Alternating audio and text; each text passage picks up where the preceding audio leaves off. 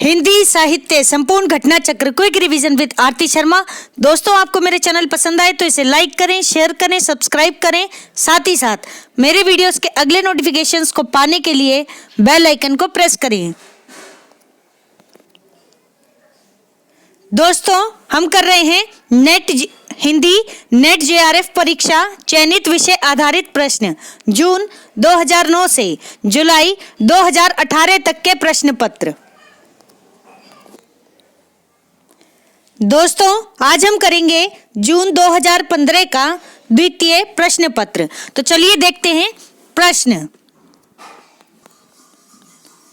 दोस्तों, प्रश्न है स्वयंभू, सरहपाद, पुष्पदंत तथा गोरखनाथ, इनमें से महापंडित राहुल सांकृत्यायन ने हिंदी का पहला कवि किसे माना है? तो ध्यान रखें सरहपाद को पंडित राहुल सांकृत्यायन जी ने, ठीक है, महापंडित राहुल सांकृत्यायन जी ने हिंदी का पहला कवि माना है। ठीक है, अगला प्रश्न है, ध्यान दें, पंक्ति है दोस्तों, जरा गौर करना। ठीक है, संदेशऊ सबिथरऊ पई मई कहणु न जानी, ध्यान से सुने, जानी नहीं है, जाई है। पंक्ति है, ध्यान दें, संदेशऊ सबिथरऊ पई मई कहणु न जाई, जे कालांगुली मूंदडऊ सो बाहणी समाई। ठीक है, तो पंक्ति के रचनाकार कौन है? ध्यान रखें, अध्ययमान की पंक्ति है। ठीक, कहीं कहीं अब्दुल रहमान भी इनका नाम मिलता है, तो दोनों तरह से नाम याद रखेंगे, अब्दुल रहमान और अध्ययमान। इनकी रचना है दोस्तों संदेश रासक। कौन सी? संदेश रासक। ठीक है, याद रखेंगे। पंक्ति एक बार फिर से सुन लें, थोड़ी सी टफ है लेकिन सुन लें। संदेशऊ सबिथरऊ पई मई कहणु न जाई, संदेशऊ सबिथरऊ पई मई कहणु न जाई, जे कालांगुली मूंदड़ऊ सो बाहणी समाई। ठीक है, ध्यान रखें, अध्ययमान की पंक्ति है। अगली पंक्ति है, ध्यान दें, प्रश्न है कबीर की अपेक्षा अमीर खुसरो का ध्यान बोलचाल की भाषा की ओर अधिक था, यह कथन किसका है? तो ध्यान रखें, रामचंद्र शुक्ल जी का कथन है कबीर की अपेक्षा खुसरो का ध्यान बोलचाल की भाषा की ओर अधिक था। ठीक है, ध्यान रखेंगे।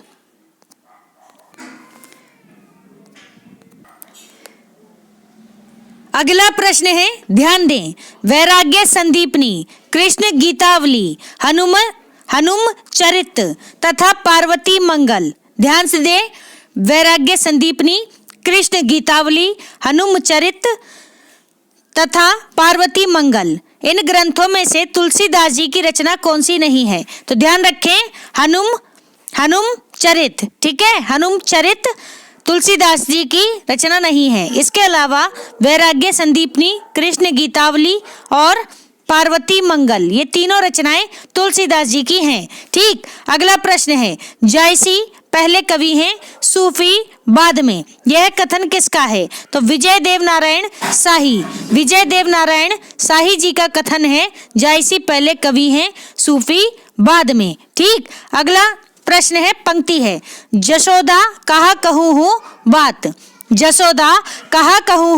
बात, तुम्हारे सुत के कर्तव्य मोह पे कहे नहीं जात, तुम्हारे सुत के कर्तव्य मोह पे कहे नहीं जात, ये पंक्ति किसकी है? तो ध्यान रखें, चतुर्भुज दास की पंक्ति है। किसकी?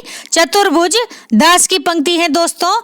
जसोदा का कहूँ हूँ बात, तुम्हारे सुत के कर्तव्य मोह पे कहे नहीं जात। ठीक है, बहुत ही प्रसिद्ध पंक्ति है, ध्यान रखें, चतुर्भुज दास जी की, और बहुत बार रिपीट हुई है दोस्तों। गौर करेंगे दोस्तों। अगला प्रश्न है, दोहा है, तो जरा ध्यान दें, क्या है दोहा? अधर मधुरता कठिनता कुछ, तीक्ष्णता त्योर। क्या है पंक्ति? अधर मधुरता कठिनता कुछ, तीक्ष्णता त्योर, रस कवित्त परिपक्वता जाने रसिक न और, रस कवित्त परिपक्वता जाने रसिक न और। तो दोस्तों, उक्त दोहे द्वारा काव्य रसिक को ध्यान दें, क्या कह रहे हैं, उक्त दोहे द्वारा काव्य रसिक को परिभाषित किया गया है। तो कौन से काव्य रसिक को परिभाषित किया गया है? ठीक है, भाषा कितनी जटिल कर दी गई है ये देखें। ठीक, तो भिखारी दास के लिए है पंक्ति, क्या है, अधर मधुरता कठिनता कुछ तीक्ष्णता त्योर रस कवित्व परिपक्वता जाने रसिक न और। ठीक है, उक्त दोहे द्वारा भिखारी दास जी ने काव्य रसिक को परिभाषित किया है। ठीक है, भिखारी दास ने किया है, ध्यान रखना। अगला प्रश्न है, स्वच्छंदता, सामाजिकता, निर्वैयक्तिकता तथा ऐतिहासिकता, इनमें से रीति मुक्त कविता की विशेषता कौन सी है? तो ध्यान रखें, स्वच्छंदता रीति मुक्त कविता की विशेषता है। ठीक है, ध्यान रखें, स्वच्छंदता रीति मुक्त कविता की विशेषता है। सामाजिकता, निर्वैयक्तिकता तथा ऐतिहासिकता, ठीक है, ये नहीं है, ध्यान रखेंगे, क्या, रीति मुक्त कविता की विशेषता। ठीक, अगला प्रश्न है, एकांत संगीत रचना किसकी है? तो ध्यान रखें, हरिवंश राय बच्चन जी की रचना है दोस्तों एकांत संगीत। ठीक है, देखते हैं अगला प्रश्न, गौर करें जरा। दुखिनी बाला नाटक के लेखक कौन है? तो ध्यान रखें, राधा कृष्ण दास का नाटक है दोस्तों दुखिनी बाला, बहुत ही इंपॉर्टेंट नाटक है, ध्यान रखें। ठीक है, दुखिनी बाला राधा कृष्ण दास जी का नाटक है और उपन्यास है इनका एक प्रसिद्ध निसहाय हिंदू। ठीक है, निसहाय हिंदू, ध्यान रखेंगे, दोनों बहुत ही इंपॉर्टेंट कृति हैं।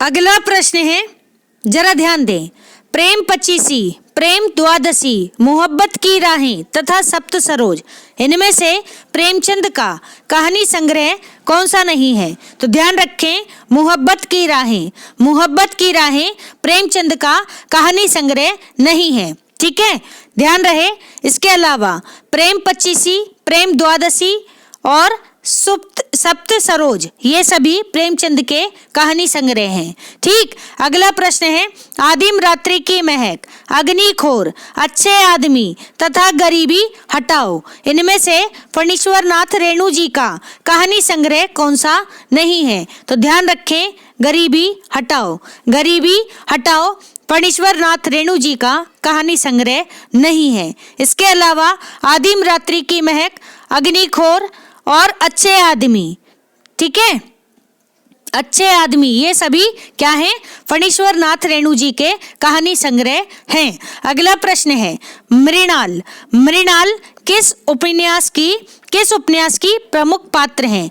तो ध्यान रखें, जैनेन्द्र का उपन्यास है त्यागपत्र, जिसकी प्रमुख पात्र है मृणाल, कहीं कहीं लिखा मिलता है मृणालिनी, तो दोनों ही नाम याद रखेंगे दोस्तों। अगला प्रश्न है, जरा ध्यान दें, बंबई के मजदूर संगठनों के जीवन संघर्ष पर आधारित उपन्यास कौन सा है? तो ध्यान रखें, आवा उपन्यास, ठीक है, कौन सा? आवा उपन्यास किसका है? चित्रा मुदगल जी का उपन्यास है और बंबई के मजदूर संगठनों के जीवन संघर्ष पर आधारित उपन्यास है। ठीक है, याद रखेंगे। अगला प्रश्न है, ध्यान देना, शिव शंभू के चिट्ठे इसके रचनाकार कौन हैं? तो ध्यान रहे, बालमुकुंद गुप्त जी की रचना है, निबंध है शिव शंभू के चिट्ठे। साथ में एक और रचना है, चिट्ठे और खत, ध्यान रखेंगे दोनों रचनाओं को। अगला प्रश्न है, काशी नागरी प्रचारिणी सभा के प्रथम सभापति कौन थे? तो दोस्तों, काशी नागरी प्रचारिणी सभा के प्रथम सभापति कौन थे? बाबू राधा कृष्ण दास जी, याद रखेंगे दोस्तों। ठीक है, काशी नागरी प्रचारिणी सभा के प्रथम सभापति पूछे गए हैं, तो नाम याद रखें, बाबू राधा कृष्ण दास जी। अब यहाँ अगला प्रश्न है, जरा ध्यान दें, देखो क्या जबरदस्त लेवल हो चुका है एग्जाम का। ठीक है, तो जरा ध्यान देते जाएं। यहाँ पे क्या है? कामा लिखा है, कोमा पढ़ते हैं अंग्रेजी में। ठीक, अल्प विराम, प्रश्नवाचक तथा पूर्ण विराम। ध्यान से सिंबल्स को देखते जाएं दोस्तों, ये व्याकरण का बहुत ही जरूरी पार्ट होते हैं सिंबल्स, ठीक है। इनके जरा से हेर फेर से क्या होता है कि पूरा की पूरा अर्थ ही वाक्य का बदल जाता है। तो जरा ध्यान दें, इसलिए भाषा की शुद्धि पर काम करें, ठीक है। ध्यान देना, कॉमा, अल्प विराम, प्रश्नवाचक तथा पूर्ण विराम, इनमें से कौन सा विराम चिन्ह ऐसा है जो हिंदी में अंग्रेजी भाषा से नहीं लिया गया है। तो जरा ध्यान दें, पूर्ण विराम अंग्रेजी भाषा से नहीं लिया गया है, ठीक है। इसके अलावा कोमा, अल्प विराम और प्रश्नवाचक यानी क्वेश्चन मार्क, ये सभी अंग्रेजी भाषा से लिए गए हैं, लेकिन जो नहीं लिया गया वो है पूर्ण विराम, ठीक है। ध्यान दें, तो अंग्रेजी में फुल स्टॉप लगता है सेंटेंस खत्म होने के बाद, लेकिन हिंदी में हम क्या लगाते हैं, पूर्ण विराम लगाते हैं। लेकिन आजकल क्या है कि कंपनियों ने अपनी आसानी के लिए या सुविधाओं के लिए क्या करना शुरू कर दिया है कि पूर्ण विराम की जगह क्या लगाना शुरू कर दिया है, फुल स्टॉप लगाना शुरू कर दिया है, ठीक है। तो ये भी भाषा के साथ बहुत बड़ा खिलवाड़ है, ठीक है। खैर ध्यान दें, आजकल लोग पता नहीं अपनी सुविधाओं के लिए पता नहीं कैसे क्या कर जाएं, ठीक है ना। तो भाषा को बहुत ही, हिंदी को तो इतनी बुरी तरह से बिगाड़ा जा रहा है ना, सिर्फ कुछ पैसों के कमाने के उद्देश्य से, ठीक है। तो ये ध्यान रखें, आप लोग अगर हिंदी के स्टूडेंट्स हैं तो कम से कम अपनी भाषा पर आप लोग तो काम करें, ठीक है। तो ये बात ध्यान रखें दोस्तों, जितना शुद्ध बोलने की कोशिश करेंगे, लिखने की कोशिश करेंगे, आपसे लोग इंस्पायर होंगे। वो भी कम से कम कम से कम लिख ना सकेंगे तो बोल तो सकेंगे आपको सुन करके, ठीक है। तो आपकी एक जिम्मेदारी है अपनी भाषा को बचाए रखने की, ठीक है। तो आप अपनी जिम्मेदारी अच्छे से निभाएं, ठीक है। अदरवाइज दुनिया तो भाग ही रही है अंग्रेजी के पीछे, ठीक है। अंग्रेजी भी रखें, उसकी ज़रूरत है इसलिए उसको सीखें ज़रूर, लेकिन इसका मतलब ये नहीं है कि किसी नए के आ जाने से किसी पुराने के साथ आप क्या करें कि उसको भूल जाएं। मतलब भाषा को बिल्कुल ही किनारे करते जाएं, ये गलत है, ठीक है। ध्यान रखना, ये इस देश की सबसे ज़्यादा बोली जाने वाली भाषा हिंदी ही है, ठीक है। तो आप ध्यान रखें इस बात को, ठीक है। देखते हैं अगला प्रश्न क्या है, गौर करना जरा। अगला प्रश्न है, ध्यान देना जरा, पार्श्विक, ठीक है, पार्श्विक लिखा हुआ है, ठीक है, जबकि पार्श्विक होगा ये, ठीक। उत्क्षिप्त, प्रकंपित तथा संघर्षहीन, इनमें से प्रयत्न के आधार पर ल ध्वनि कैसी है, ठीक है। तो ध्यान रखें, पार्श्विक है, कैसी है, पार्श्विक ही लिखा हुआ है दोस्तों, मैंने गलत पढ़ लिया था, ठीक है। पार्श्विक है दोस्तों। तो ला ध्वनि कैसी है, प्रयत्न के आधार पर। ध्यान रखना, प्रयत्न के आधार पर। अगर आप के पास समय हो तो दोस्तों मेरे घटना चक्र के वीडियोस देख लेना। मेरा चैनल अगर नहीं मिलता है तो आप हिंदी साहित्य विद आरती शर्मा करके आप सर्च करें, आपको चैनल मिल जाएगा। सभी प्लेलिस्ट देख लें, घटना चक्र की प्लेलिस्ट देख लें, 100 से ऊपर या 100 के आसपास होगी, ठीक है। व्याकरण पूरा है उसमें, हिंदी साहित्य पूरा है, तो व्याकरण के वीडियोस देख लें, आपको कभी दोबारा किताबें उठाने की जरूरत ही नहीं पड़ेगी, ठीक है। इतनी डिटेल में चीजें कराई हुई हैं और ये सारी बातें उसमें मैंने लेक्चर के साथ क्वेश्चन फॉर्म में ली हैं, ठीक है। तो आप ध्यान रखेंगे, आपके पास समय हो तो देख लेना वीडियो, ठीक। गौर करें, पार्श्विक, उत्क्षिप्त, प्रकंपित तथा संघर्षहीन, इनमें से प्रयत्न के आधार पर ला ध्वनि पार्श्विक ध्वनि है, ठीक। अगला प्रश्न है, श्लेष, विप्सा, उपमा, वक्रोक्ति, इनमें से शब्दालंकार कौन सा नहीं है। तो ध्यान रखेंगे, उपमा अलंकार शब्दालंकार नहीं है। इसके अलावा श्लेष, विप्सा और वक्रोक्ति, ये सभी कैसे अलंकार हैं, तो ध्यान रहे सभी शब्दालंकार हैं, ठीक। अगला प्रश्न है, रस सूत्र की व्याख्या करते हुए अभिव्यक्तिवाद की स्थापना किसने की। तो ध्यान रहे अभिनव गुप्त जी ने, ठीक है। अभिनव गुप्त जी ने भरत मुनि के रस सूत्र की व्याख्या करते हुए अभिव्यक्तिवाद की स्थापना की, ठीक है। अगला प्रश्न है, देखते हैं, प्रकाशन वर्ष के अनुसार रचनाओं का सही अनुक्रम क्या है। तो ध्यान दें, सबसे पहले देवसेन की रचना है श्रावकाचार। कौन सी, श्रावकाचार। कब आई, 933 ईस्वी में। ठीक है, फिर है शालिभद्र सूरी की रचना, कौन सी? भरतेश्वर बाहुबली रास। भरतेश्वर बाहुबली रास ये कब आई? 1184 ईस्वी में। 1184 ईस्वी में। फिर है आसगु कवि की रचना, चंदन बाला रास, कौन सी? चंदन बाला रास ये कब आई? तो ध्यान रखें 1200 ईस्वी में, चंदन बाला रास। फिर आई दोस्तों रेवंत गिरी रास। ठीक है, रेवंत गिरी रास। ठीक है, इसके राइटर एक बार देख लेना, मुझे थोड़ा सा डाउट है कि विजय सेन सूरी की है या फिर जिनधर्म सूरी की। ठीक है, तो थोड़ा सा इसमें मुझे डाउट है, मैं भूल रही हूँ अभी नाम, तो आप देखें इसके राइटर एक बार। ठीक है, ये 2-3 रचना, ये चारों की चारों रचनाएं बहुत इंपॉर्टेंट है। ठीक है, सबके राइटर आपको पता होने चाहिए। ठीक, तो ध्यान दें, रेवंत गिरी रास कब आई? 1231 ईस्वी में। 1231 ईस्वी में। अब जरा ध्यान दें, फिर से सुनेंगे एक बार। सबसे पहले श्रवकाचार 933 ईस्वी, फिर है भरतेश्वर बाहुबली रास 1184 ईस्वी, फिर है चंदन बाला रास 1200 ईस्वी, फिर है रेवंत गिरी रास 1231 ईस्वी। ठीक है, याद रखेंगे।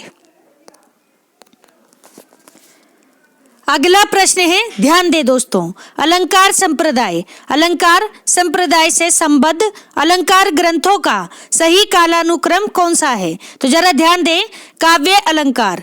काव्य अलंकार, ठीक है, क्या समय है इसका?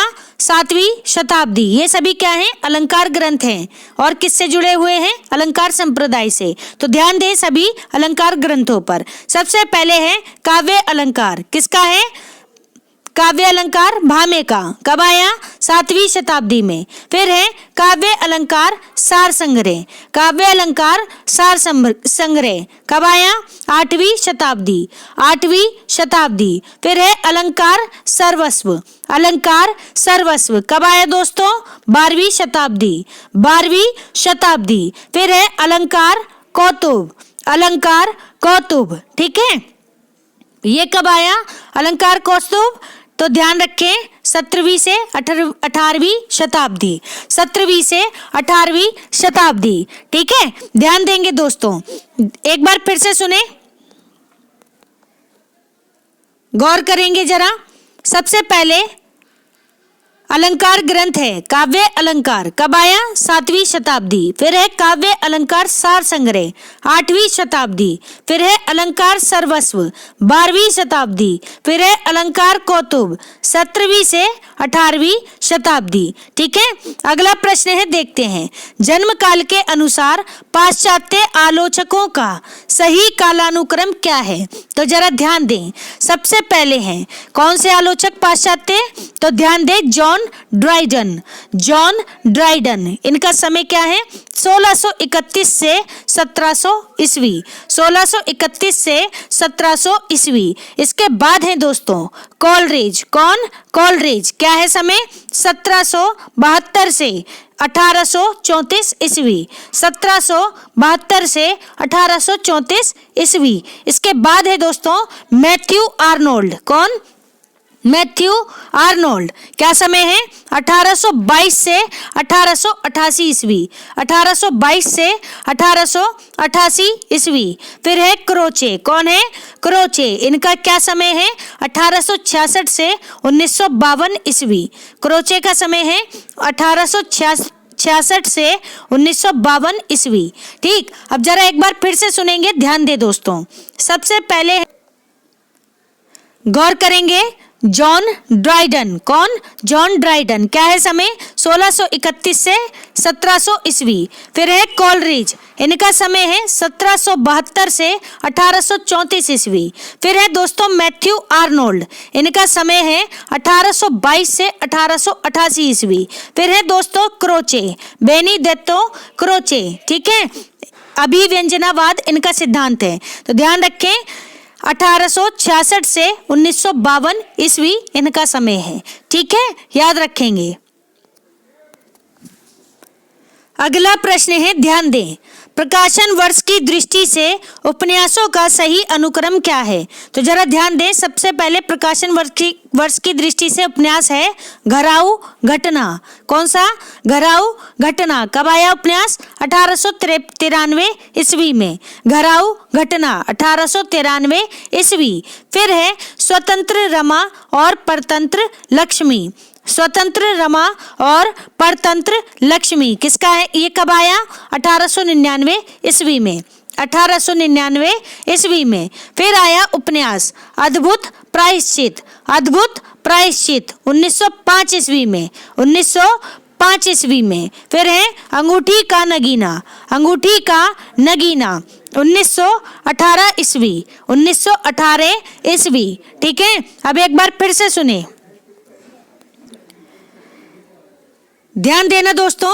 प्रकाशन वर्ष की दृष्टि से उपन्यासों का सही अनुक्रम क्या है? तो जरा ध्यान दें, घराऊ घटना। घराऊ घटना 1893 ईस्वी। फिर है स्वतंत्र रमा और परतंत्र लक्ष्मी 1899 ईस्वी। फिर है अद्भुत प्रायश्चित 1905 ईस्वी। फिर है अंगूठी का नगीना 1918 ईस्वी। ठीक है, ध्यान रखेंगे सभी उपन्यासों को। देखते हैं अगला प्रश्न, जरा ध्यान दें। प्रकाशन वर्ष के अनुसार आत्मकथाओं का सही अनुक्रम क्या है? तो ध्यान दें, आत्मकथाओं का सही अनुक्रम है अपने अपने पिंजरे। अपने अपने पिंजरे 1995 ईस्वी। 1995 ईस्वी। फिर है जूठन। कौन सी आत्मकथा? जूठन। कब आई? ये आई 1997 में। ठीक है, किसकी है ये जूठन? तो ध्यान रखें, ओम प्रकाश वाल्मीकि जी की। ओम प्रकाश वाल्मीकि जी की रचना है, आत्मकथा है जूठन। ठीक है, 1997 ईस्वी। ठीक है, अगला प्रश्न है, अगली रचना है मुर्दैया। कौन सी? मुर्दैया। ठीक है, किसकी है ये मुर्दैया? किसकी है? अभी मैं नाम भूल रही हूँ, बताऊंगी बाद में। ठीक है, अगले वीडियोस में अगर आएगी रचना तो बता दूंगी। ठीक, मुर्दैया बहुत ही इंपॉर्टेंट है दोस्तों, जहां तक के शिव प्रसाद सिंह, ठीक है, इनकी है। एक बार देखना पड़ेगा, फिर भी अभी कंफर्म मत करना इसको। ठीक, मुर्दैया 2010 ईस्वी में आई हुई आत्मकथा है। ठीक है, फिर है सुशीला टाक बोरे की रचना शिकंजे का दर्द। कौन सी? शिकंजे का दर्द। ये क्या है? आत्मकथा है। ये भी 2012 में आई हुई आत्मकथा है। ठीक है, अब जरा ध्यान से सुने। अपने अपने पिंजरे 1995 ईस्वी। फिर है जूठन 1997 ईस्वी। फिर है मुर्दैया 2010 ईस्वी। फिर है शिकंजे का दर्द 2012 ईस्वी। ठीक है, देखते हैं अगला प्रश्न।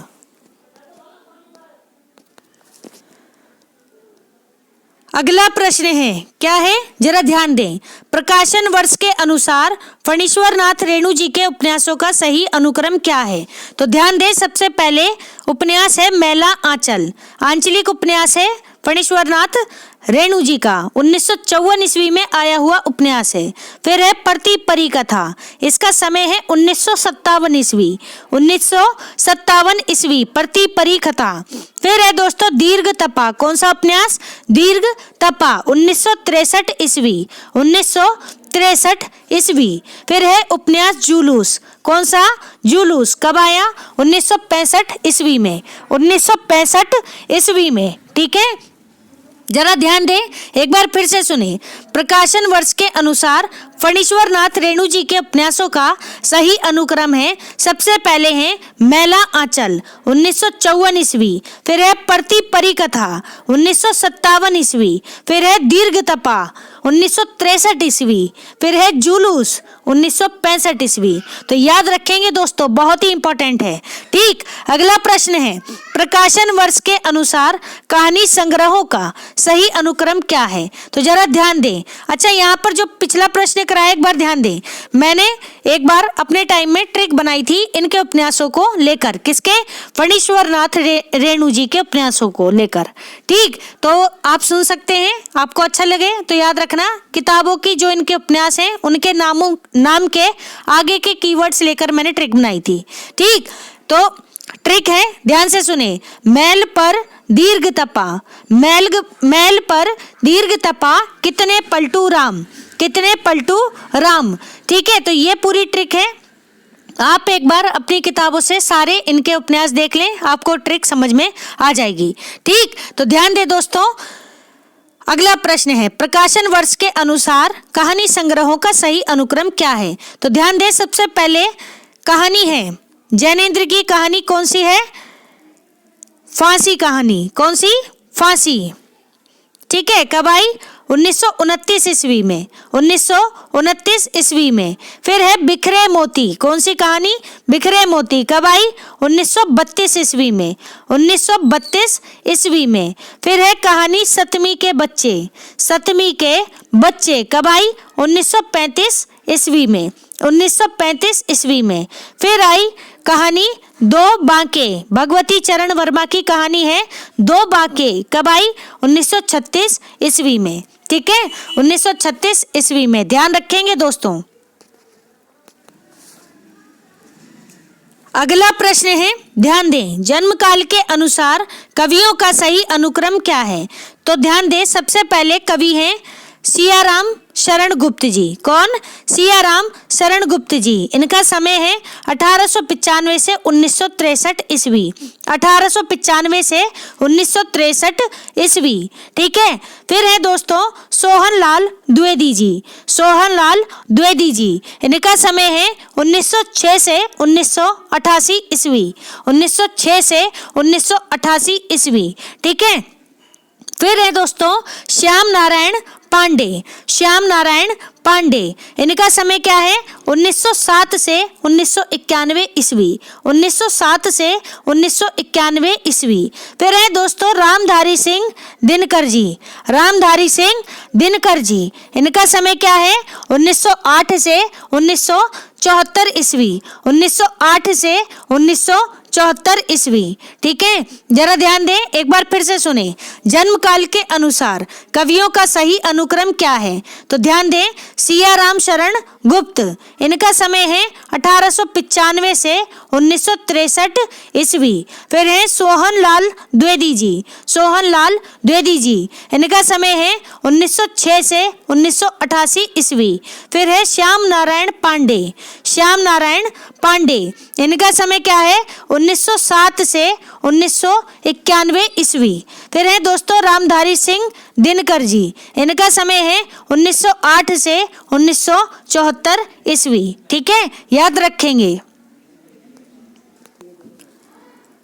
अगला प्रश्न है, जरा ध्यान दें, प्रकाशन वर्ष के अनुसार पत्र पत्रिकाओं का सही अनुक्रम क्या है। तो जरा ध्यान दें, सबसे पहले पत्रिका है हरिश्चंद्र मैगजीन, भारतेंदु इसके संपादक थे। ठीक है, भारतेंदु हरिश्चंद्र जी।